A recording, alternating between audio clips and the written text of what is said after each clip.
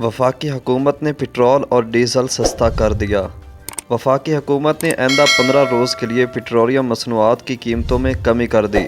इस्लामाबाद में press conference करते हुए वफाकी वज़ीर ख़जाना इसहाक डार का कहना था कि पेट्रोल की कीमत 12 रुपये 63 पैसे फ़ी लीटर कम कर दी गई है और नई कीमत 224 रुपये 80 पैसे फ़ी लीटर हो गई।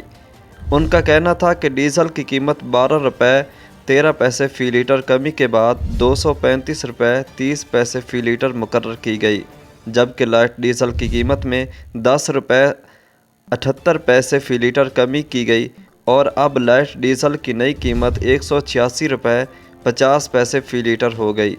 वज़ीर ख़जाना ने बताया कि मिट्टी के तेल की कीमत 10 रुपये 19 पैसे फ़ी लीटर कमी के बाद नई कीमत 191 रुपये 83 पैसे फ़ी लीटर कर दी गई। पेट्रोलियम मसनूआत की कीमतों का इतलाक़ आज रात 12 बजे से होगा।